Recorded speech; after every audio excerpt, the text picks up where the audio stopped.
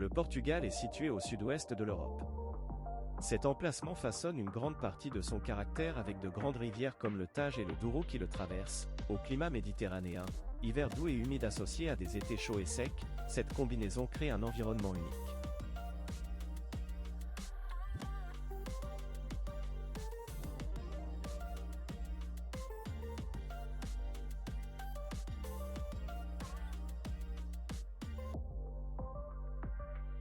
J'ai commencé mon voyage d'un mois par Porto et par une croisière sur le fleuve Douro. Pendant la croisière, nous passons sous l'emblématique pont Dom Luís Ier. Le pont a été conçu par Théophile Seyrig, un associé de Gustave Eiffel. Cette croisière était inclue avec le bus Open Up Off. Pendant cette croisière, vous naviguez entre Vila Nova de Gaia et le quartier de Ribeira.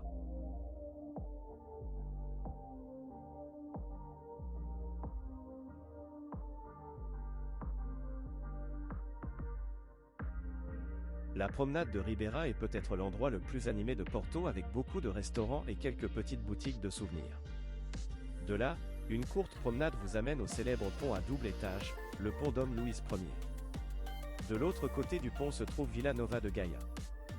Vila Nova de Gaia est parsemée de caves offrant des visites et des dégustations de vins de Porto avec des terrasses de café et des vues sur le fleuve Douro.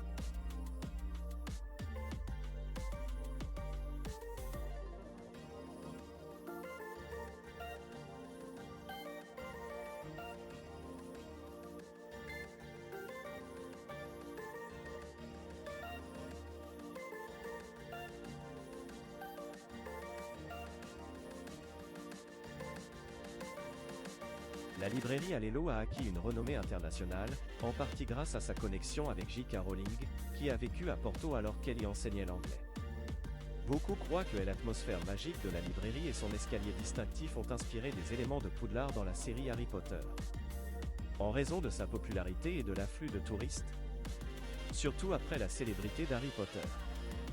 La librairie facture maintenant un droit d'entrée.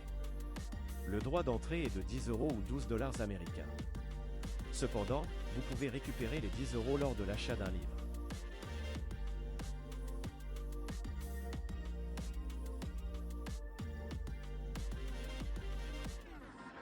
Le Mercado Bom Sucesso est un marché très agréable et très propre avec beaucoup de choix. Pour aller au Mercado Bom Sucesso, j'ai personnellement utilisé le bus Open Up Off qui a un arrêt à la Casa da Musica. Sinon, utilisez le métro jusqu'à la station Casa da Musica. Les 6 lignes de métro s'arrêtent à la station Casa da Musica. Vous pouvez trouver toutes sortes d'aliments comme le prosciutto, le fameux crabe farci, qui était très bon, très crémeux et aussi les percebes pousse-pieds et les crevettes. Les percebes sont savoureux mais un peu salés. Le Palacio da Bolsa, ancien palais de la Bourse, est l'un des monuments architecturaux les plus impressionnants de Porto. Bien qu'il ne fonctionne plus comme une bourse, le palais sert toujours de siège à l'association commerciale de Porto. Le palais est situé dans le centre historique de Porto. Il est très facile à trouver, il est à environ 10 minutes à pied de la promenade de Ribeira, près de l'Igreja de San Francisco. Le droit d'entrée est de 14 €, tarif normal. La visite dure environ 30 minutes. Lors de l'achat du billet, soyez patient car il y a une grande file d'attente. Il y a un nombre limité de visiteurs pour chaque visite. Il y a une nouvelle visite toutes les 30 minutes. Les pastéis de nata sont des tartelettes emblématiques portugaises à la crème pâtissière, avec des coques en pâte feuilletée croustillantes remplies de crème aux œufs onctueuses.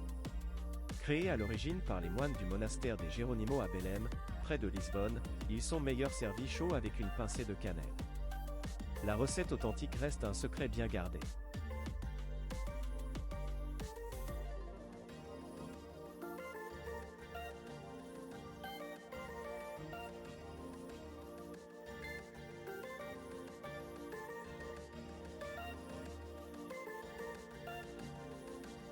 Aveiro est situé à environ 1 heure en train de Porto. Le billet de train coûte environ 14 €. Vous pouvez aussi utiliser la carte Porto. La vieille ville est à environ 30 minutes à pied de la gare. Aveiro est aussi appelée la petite Venise portugaise. Cela vaut vraiment la peine d'y passer une journée. Il y a aussi un très bon restaurant local et familial, le Picota. Allez y très tôt car c'est un très petit endroit et très fréquenté.